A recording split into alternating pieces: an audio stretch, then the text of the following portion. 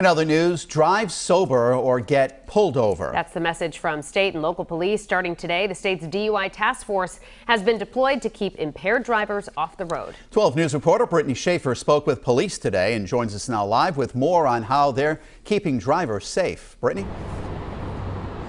Well, Mike Shannon, it's one of the busiest travel weekends of the year, but also one of the worst for impaired driving. This past Memorial Day weekend, there were 12 DUI arrests across the state. Law enforcement's message today: if you drive drunk, you will be caught. State and local police are adding patrols ahead of what they expect to be a busy holiday weekend. Sole purpose is to arrest as many impaired operators as possible. The breath alcohol testing mobile is heading to Wickenden Street in Providence. A truck police say will be booking DUI drivers and equipped with 2 holding cells.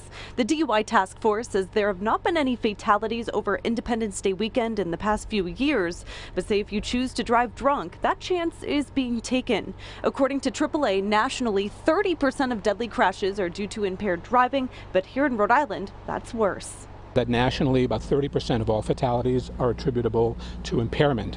But in Rhode Island, it's more like 42%. So we have an issue here that we got to deal with. People who get too much to drink or something, they drive too fast, and then accidents happen. Among expected more impaired drivers this weekend will be added traffic. AAA expects 48 million people to travel 50 miles or more from home. A popular Rhode Island destination is home to the country's oldest continuous 4th of July celebration, an 8-decade tradition for residents like Matthew Perry, who lives along the route.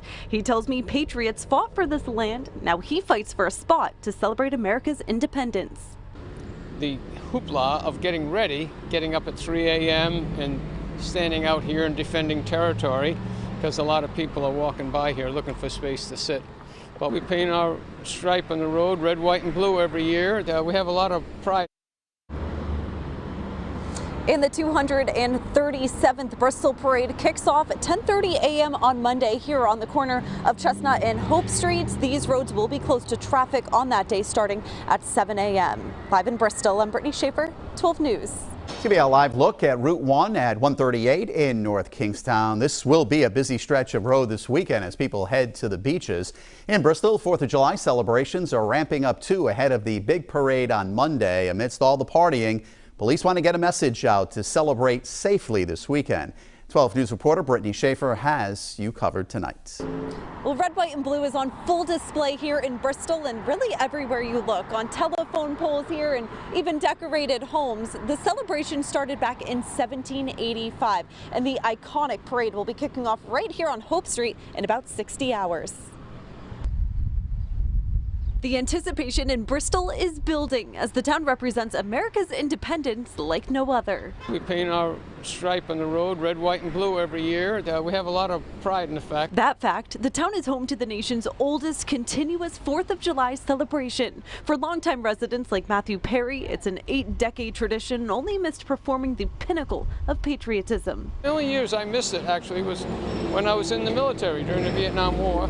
The parade draws tens of thousands of people from Bristol and beyond, bringing congestion to the small town. They're in traffic right now in Connecticut, so they should have been here around 2 o'clock, but they're going to arrive around 5 o'clock, so big delay. People want to travel again, post-COVID, absolutely, so we can anticipate gridlock here and there. Among one of the busiest travel weekends is one of the worst for impaired driving. It's why local and state police are deploying their DUI task force to increase patrols starting today. Their sole purpose: arrest people driving under the influence. The long weekend, the weather's nice.